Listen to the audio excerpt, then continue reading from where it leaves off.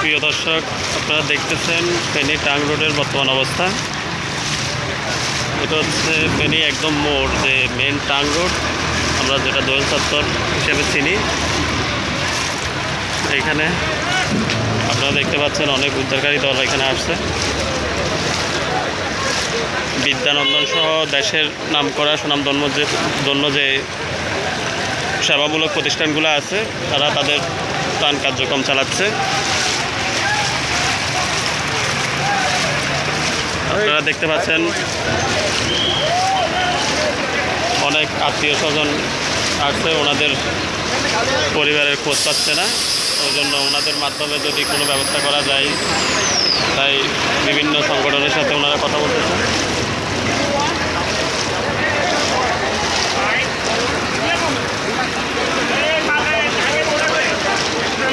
বর্তমান পরিস্থিতি এখানে খুবই করুণ অবস্থা, মানুষের আজাহারি কি এক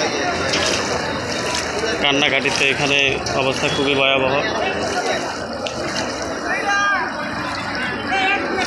আপনারা দেখতে পাচ্ছেন স্বেচ্ছাসেবী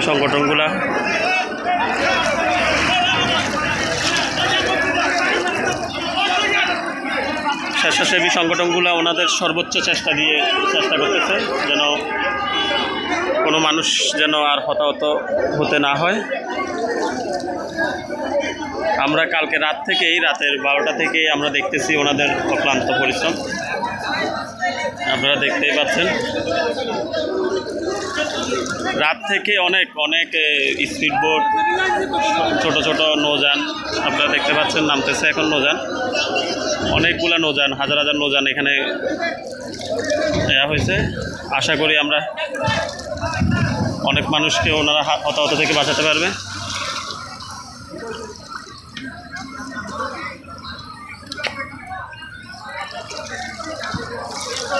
আমি এই মুহূর্তে আছি টাং রোডে একদম মাঝখানে, ফেনী শহরে।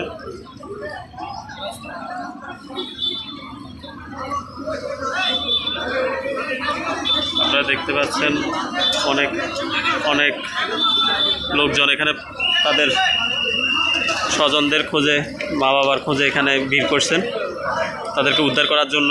এখান থেকে স্টিমার এবং লঞ্চ, ছোট নৌযান নেওয়ার জন্য।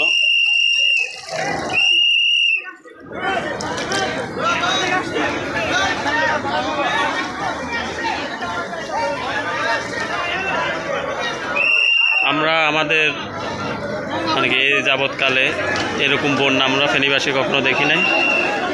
এটা ইতিহাসে বিরল এরকম আমাদের ফেনীর জন্য। আমরা আগের কোনো পূর্ব প্রস্তুতি ছিল না, হঠাৎ এই আকস্মিক বন্যায় অনেক মানুষের হতাহত হওয়ার সম্ভাবনা আছে।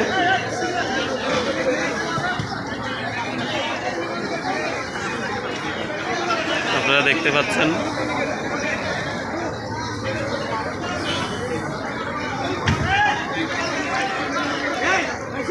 অনেকগুলো স্বেচ্ছাসেবী সংগঠন এখানে, কিছু চট্টগ্রাম থেকে, কিছু ঢাকা থেকে, অনেকগুলো স্বেচ্ছাসেবী সংগঠন আসছে। ভাইদেরকে অনেক ধন্যবাদ, তারা কালকে রাত থেকে অনেক পরিশ্রম করতেছে।